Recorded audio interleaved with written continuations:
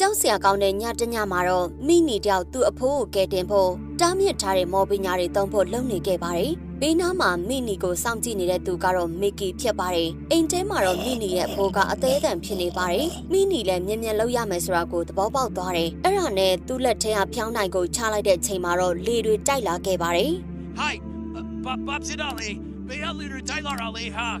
မိနီကတော့လေပေါ်မှာပါမြောက်တက်သွားခဲ့ပါတယ်။အဲ့ဒီအချိန်မှာပဲအကွင်းကြီးတဲ့ကနေပန်းပန်းရတကောင်ပေါ်လာပါတယ်။သူကတော့ပန်းပန်းရပြီးရင်ကြီးကြေကြေဖြစ်ပါတယ်။ဒီအောင်တော့စင်ခေါ်လိုက်တာပေါ့ဟုတ်လား။မိနီလည်းအရှင်လက်လက်ကြီးသွေးဆုပ်ဖုတ်ကောင်ကြီးကိုမြင်လိုက်ရတော့ကြောက်နေပါတယ်။ကြေကြေကသူ့နားကိုကတ်သွားလိုက်ပါတယ်။အေးအမေကိုဘာမှမလုပ်ပါကွာ။ဘာလို့ချင်တာလဲပြောကူညီပေးမယ်။မိနီကတော့တေချာကြီးမှကြေကြေကအရန်ချောနေတာတွေ့ပြီးကြွေသွားခဲ့ပါတယ်။ဒါကိုစောင့်နေတဲ့မီကီကဝင်ပြီးတော့ခုံအုပ်ပါတယ်။ဒါပေမဲ့ကြေကြေရဲ့တီးတာကိုခံလိုက်ရပါတယ်။မိနီကတော့ကြေကြေကိုပို့ပြီးတော့ကြွေလာခဲ့ပါတယ်။အဲ့ဒီချိန်မှာပဲမီကီကအချက်ပေးခေါင်းလောင်းတန်ကြီးကိုတီးပစ်လိုက်ပါတယ်။ရွာသားတွေလည်းသွေးဆုပ်ဖုတ်ကောင်ဖမ်းဖို့အတွက်ပြေးလာခဲ့ကြတယ်။ကြေကြေလည်းတင်းသွားခဲ့တာပေါ့။အဲ့ဒါနဲ့ရွာသားတွေပြစ်တဲ့လှန်တွေကြားတွေကိုကာကွယ်ဖို့စဝိုင်းကြီးကိုဖော်ပစ်လိုက်ပါတယ်။ဟာဒီသွေးဆုပ်ဖုတ်ကောင်ကတော်တက်နေတာပဲဟာချက်စောဖို့လုပ်ကြကွာ။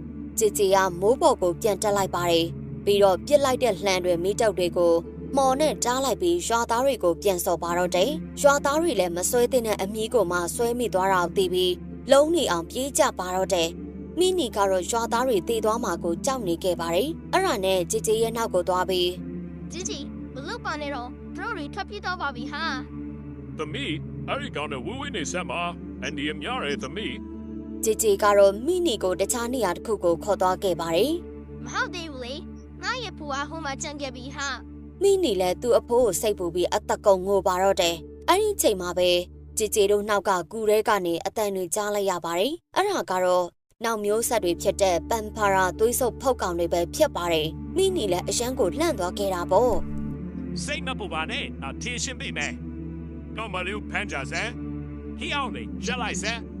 မင်းတို့ရှေ့မှာရှိနေတာမင်းတို့ရပရင်ပဲကွာနားလဲလားဒုတိယမျိုးဆက်သွေးဆုပ်ဖုတ်ကောင်တွေလည်းကြေကြေကိုကြောက်သွားပြီးတောင်းပန်တဲ့အနေနဲ့ထိုင်ကတော့ပါတော့တယ်။မိနီကတော့သူ့အဖိုးကိုမကယ်နိုင်လို့ငိုနေပါတယ်။ Hey, one M နေပါနဲ့။နာမီအဖိုးဘလို့ကဲတယ်ဗျာမလဲစရာတီးတယ်။မိနီလည်းအကြံကိုလက်ခံလိုက်ပါတယ်။ကြေကြေကအစောအမောင်မော်ပညာတွေသုံးတာများပြီးအားနေနေပါတယ်။ Hey, ជីဒီအပြင်ကြည့်ဖို့လုံနေပြီထင်တယ်။အဲ့ဒါနဲ့ကြေကြေလည်းသွေးပလင်းတွေသွားရှာပါတယ်။အဲ့ဒါနဲ့တက်တာတဲ့ကိုရှာလိုက်တော့သွေးပလင်းတွေကိုတွေ့လိုက်ရပါတယ်။အဲ့ဒါနဲ့တလုံးကိုခွဲပြီးသွေးအစွမ်းတွေယူလိုက်ပါတယ်။ပြီးတော့အပူအနေနဲ့သွေးပလင်းတွေကိုပါအပူယူလိုက်ပါတယ်။အဲ့ဒီချိန်မှာမိနီရဲ့အော်တန်ကိုကြားလိုက်ရပါတယ်။သူကြည့်လိုက်တော့တခြားသွေးဆုပ်ဖုတ်ကောင်တွေကမိနီကိုဖမ်းဆောက်ဖို့ပြင်ဆင်နေကြတာပါ။အဲ့ဒါနဲ့ជីជីလည်းအမြန်ပြေးပြီးတော့သွေးဆုပ်ဖုတ်ကောင်တိုင်းကိုအခေါင်းနဲ့ပြန်ထည့်လိုက်ပါတယ်။ကြီးစုပါပဲជីជី။အဲ့ဒါနဲ့ជីជីနဲ့မိနီလည်းသူတို့အဖိုးစီကိုထွက်ခွာသွားခဲ့ပါတယ်။တခြားသွေးဆုပ်ဖုတ်ကောင်တွေကတော့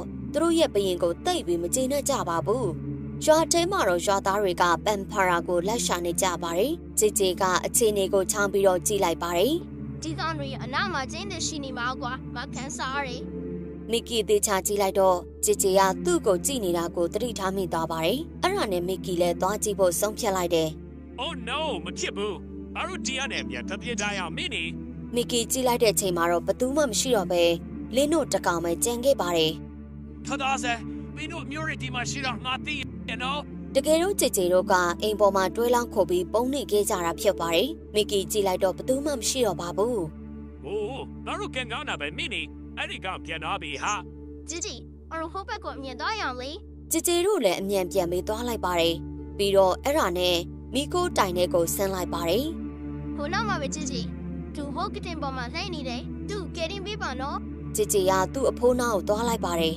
်အဖိုးကယ်တင်ပေးမယ်နော်အဲ့ဒါနဲ့ជីជីကိုက်ပစ်လိုက်တယ်ဒါပေမဲ့ជីជីရဲ့သွားတွေပဲနှာသွားခဲ့ပါတယ်ဘာဖြစ်လို့လဲဆိုတော့ကြောက်တုံးကြီးဖြစ်နေခဲ့လို့ပဲဖြစ်ပါတယ်အဲ့ဒီအချိန်မှာပဲရွာသားတွေရောက်လာတယ်ဒီကောင်နေဖန်ဂျာဟေးဖန်ဂျာအဲ့ဒါနဲ့ជីជីလည်းမိနီကိုဆွဲခေါ်ပြီးပတင်းပေါက်ကနေခုန်ထွက်သွားခဲ့ပါတယ်နာမည်ကိုပြောပါရယ်ပင်ငါစီကနေထွက်ပြေးလို့မရပါဘူးဆိုသမီးပြေရောជីជីကသူ့ရဲ့အစွမ်းနဲ့တိုက်ထုံမလို့လောက်ပေမဲ့သူကအားနေနေပါတယ်သူပလင်းတွေကိုရှာကြည့်တော့လဲလမ်းမှာထွက်ကြခဲ့ပါပြီ တကယ်တော့ရွာသားတွေလက်ထဲမှာရှိနေခဲ့တာဖြစ်ပါတယ် ဒါဘီလီမင်းတို့သွားစလမ်ရှိတော့ဘူးကွာ ။နီကီရှေ့တက်လာတဲ့ချိန်မှာတော့ကြည်ကြည်ကကျန်နေသေးတဲ့အားနဲ့ပိတ်ပြီးရလိုက်ပါတယ်။ရွာသားကသူတို့ကောင်းဆောင်ကိုစော်လို့စိတ်တိုတာနဲ့လှန်နဲ့ပြစ်ထုတ်လိုက်ပါတယ်။အဲ့ဒါနဲ့ကြည်ကြည်လည်းမိနီကိုအမြန်ကဲပေးလိုက်ပါတယ်။ကြည်ကြည်လည်းစိတ်တိုသွားတယ်။အဲ့ဒါနဲ့လေပေါ်တက်ပြီးအကျန်းစားပုံစံတစ်ခုကိုပြောင်းလိုက်ပါတယ်။ရွာသားတွေလည်းတော်တော်လေးကိုကြောက်သွားခဲ့ကြပါတယ်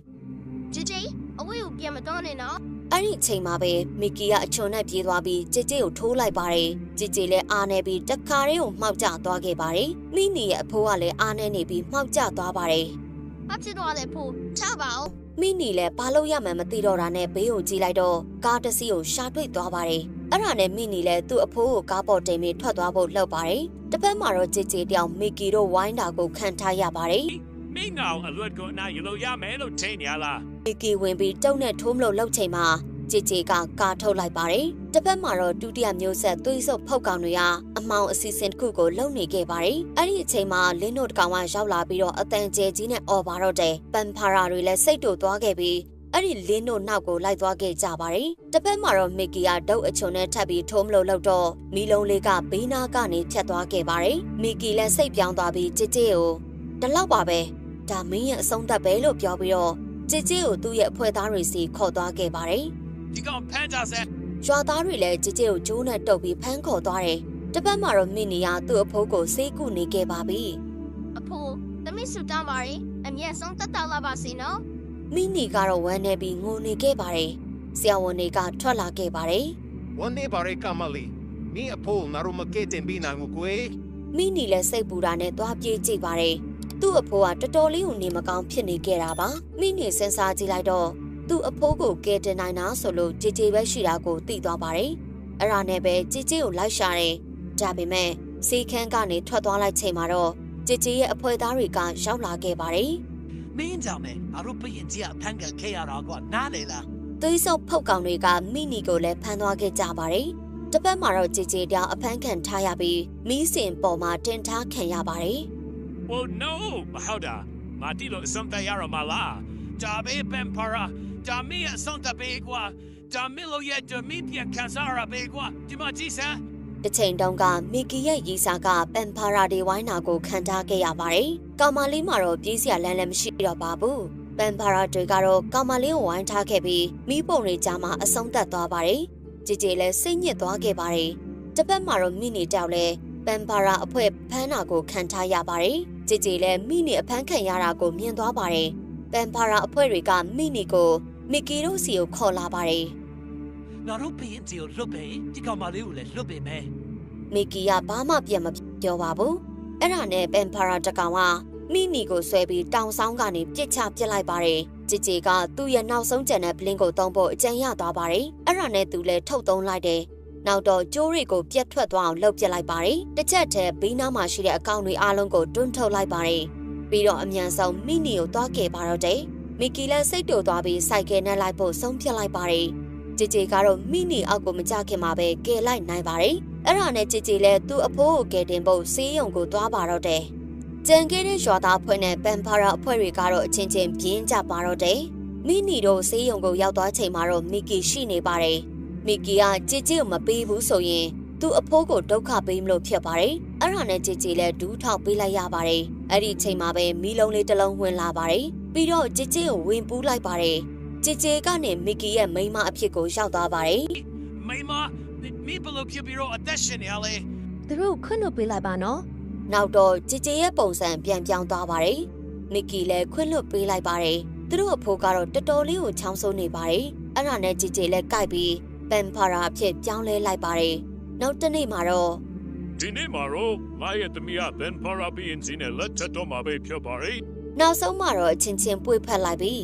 ဗီဒီယိုလေးလည်းပျော်ရွှင်စွာနဲ့ဆက်သိမ်းသွားခဲ့ပါတယ်ရှင်။ဟုတ်ကဲ့ပါရှင်။အခုလိုမျိုးဇာတ်လမ်းလေးတွေဗီဒီယိုလေးတွေသဘောကျတယ်ဆိုရင်တော့ channel လေးကို like and subscribe လုပ်ခဲ့ဖို့တောင်းဆိုချင်ပါတယ်ရှင်။နောက်ဗီဒီယိုမှာပြန်ဆုံတွေ့ရအောင်ပါ။အမကတော့တင်ဆက်သူ Lady King Voice Over Actor ဖြစ်ပါတယ်ရှင်။